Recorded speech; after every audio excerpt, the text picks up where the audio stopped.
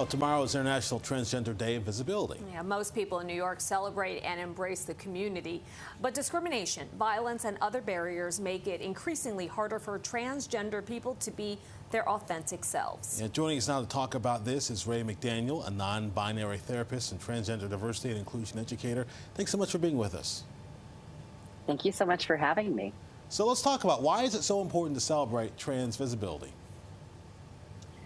First of all, visibility and representation matters. We've seen significant progress in recent years with more visibility, education, conversation, and positive media representation than ever before.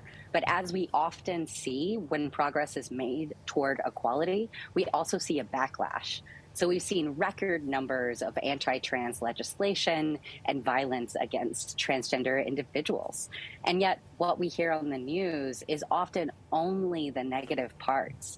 And so Transgender Day of Visibility is a beautiful opportunity to celebrate transgender folks who are thriving, who are living their best life, and are excited to share who they are with the world.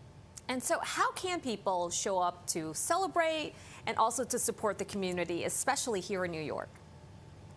Absolutely. So exploring opportunities to show up locally is really important. As I've said, there is a record number of anti-trans legislation being put out there. So letting your lawmakers know what you think about that is incredibly important. There are local, very Googleable events that are happening throughout New York over the weekend, including one at the Brooklyn Museum that celebrates Black femmes and their contribution to the arts. Other things that you can do is post about your support and celebration of transgender individuals, buy from transgender creators and business owners, and start having conversations with cisgender folks in your life about why it is important to advocate and celebrate transgender lives. The more that we talk about it, the more we can demystify and humanize gender diversity. You know, I'm just curious, as you talk, as a therapist, I wonder, as you talk with people in the community, I assume you probably share some of your own story as you listen to people. Can you share some of your story with us? Absolutely. So I grew up as the adopted child of Southern Baptist missionaries in Louisiana, came out as queer and non-binary in grad school, and I've spent the past 10 years of my life as a therapist working with primarily transgender individuals. And I'm excited to share parts of my own personal journey as well as that expertise in gender magic.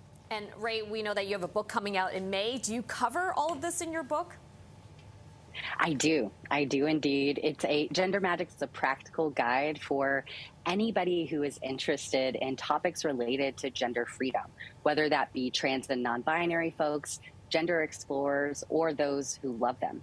And it does take my 10 plus years in the industry and puts it into an accessible read and listen that is a great introduction for anybody interested in topics related to gender diversity and gender freedom. All right. Well, Rae, thank you so much for joining us today. Thank you so much for having me. And we should let people know at home to pre-order Rae's book, Gender Magic. You can follow them on Instagram at the Rae McDaniel.